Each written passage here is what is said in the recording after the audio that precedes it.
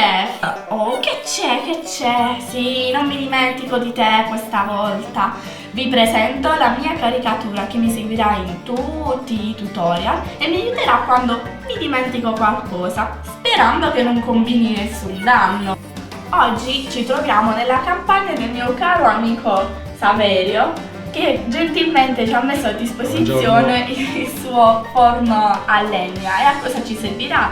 Vi starete chiedendo. Il prodotto di cui parleremo oggi è il prodotto principe della cultura materana, un prodotto che porta con sé la storia più bella, le tradizioni più belle della città di Matera, il pane.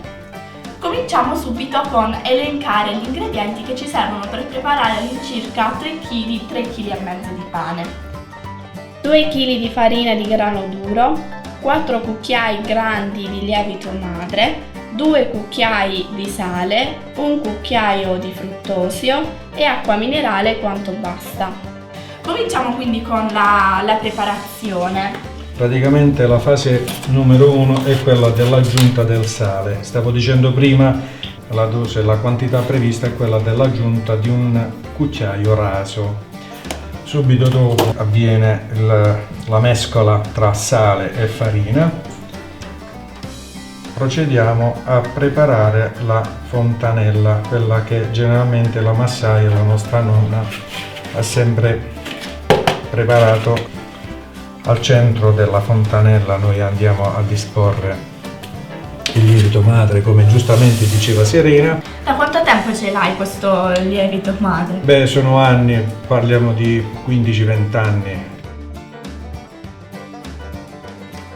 Quindi 4 cucchiaiate di lievito madre. Sì. Sto procedendo all'aggiunta del fruttosio, come dicevo prima, di mezzo cucchiaio per chilo di farina. In questo caso, quindi, diciamo 2 mezzi cucchiai sarebbero equivalsi a un cucchiaio intero. Adesso possiamo procedere alla lavorazione. Aggiungo, come diceva Serena, dell'acqua minerale. Magari se esiste quella più gasata possibile, perché l'aggiunta di CO2 favorisce il processo di lievitazione. Per semplificare e per avere la possibilità di aggiungere la giusta quantità, il cosiddetto quanto basta. E questo movimento che fai con le mani è fondamentale per creare l'impasto, ovviamente. E bisogna far sì che la farina si aggreghi e il tutto venga trasformato in massa, che poi sarà, come dire, sottoposta al processo di lievitazione. In questo caso noi non abbiamo aggiunto lievito di birra, però in alcuni casi è possibile aggiungere un pizzico di lievito di birra nel caso in cui vogliamo far durare di meno, diciamo, il processo di lievitazione. Era un ottimo risultato, chiaramente Serena, in quanto a questo è maestra, è preferibile che noi usassimo solo e soltanto il lievito madre. Bene, a questo punto, questa è la fase finale dell'impasto, così pronto, ce ne accorgiamo perché si stacca facilmente dalle mani l'impasto e lo andiamo a mettere all'interno di una ciotola e lo lasceremo lievitare più o meno per 3 ore. Il taglio a croce serve per fare in modo tale che, come una rosa, l'impasto deve aprirsi. Per vedere se ha lievitato effettivamente. Mettiamolo a lievitare all'interno di una camera di lievitazione che può essere il forno di casa e ci impostiamo una temperatura che può essere di 25 gradi in modo tale che la lievitazione avvenga a temperatura costante. Abbiamo bisogno quelle 2 ore e mezza, quasi 3 ore, per il fatto che abbiamo utilizzato il lievito madre e non altro lievito, perché la fase della lievitazione si protrae per quanto riguarda il lievito madre. Dopo le 3 ore circa di lievitazione possiamo prendere l'impasto dalla nostra cella di lievitazione, il nostro forno di casa, e procediamo con la fase successiva, che è quella della divisione dei vari panetti a seconda della pezzatura che vogliamo ottenere.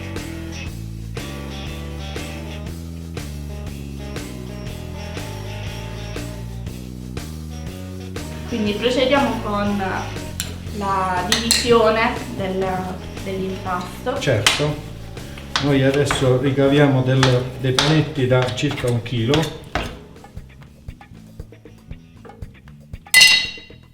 Ecco, ancora. Si procede con la formatura della pagnotta, così detto, che poi lasceremo a lievitare per circa 1 ora più o meno. Adesso procediamo a coprire i panetti Per mantenere la temperatura costante. E dopo aver fatto riposare le pagnotte per circa 1 ora procediamo con la fase di formatura. Quindi togliamo la copertura che avevamo messo, prendiamo le pagnotte e procediamo con la forma. Quindi spiegaci tutti i movimenti tipici di questa formatura a cornetto, cosiddetta forma a cornetto. Noi vogliamo ottenere la pezzatura a cornetto. Questa è la pezzatura, quella più piccola da 500 grammi. I fornai la chiamano la testa del pane. Praticamente la pasta va raccolta a questa maniera e poi la si piega su se stessa fino a fare la forma del cornetto. Poi noi ci preoccupiamo di mettere il tutto sulla pala, ci diamo dei tagli affinché il risultato è quello di avere la massima cottura, perché il cornetto, ecco, deve essere bello croccante, e poi procediamo all'infornatura. Il forno è stato già preparato. A questo punto dovrà cuocere in forno per 1 oretta più o meno a forno chiuso, quindi procediamo con la chiusura del forno.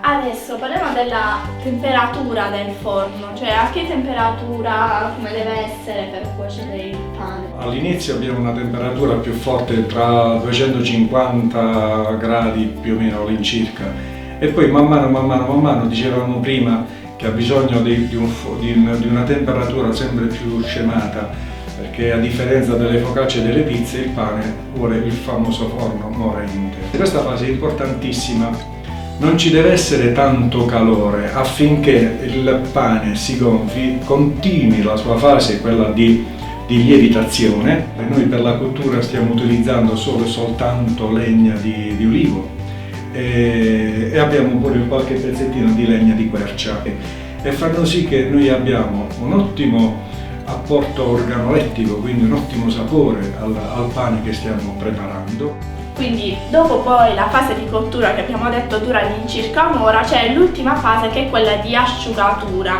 che si fa a forno aperto. In questa fase il pane si asciuga, cioè viene eliminata tutta l'umidità, ed è importante far avvenire questa fase all'interno del forno e non fuori, altrimenti lo sbalzo di temperatura potrebbe causare, dicevi, una sorta di ammassamento della mollica, che viene, com'è che viene detto il termine che è usato in dialetto? Rimane ignemmese. Dopo 1 ora quindi di cottura del forno lo andiamo ad aprire, si può aprire, vero? Sì, possiamo. E procediamo con l'ultima fase che è quella di asciugatura, quindi abbiamo detto dove andiamo a togliere l'umidità al pane.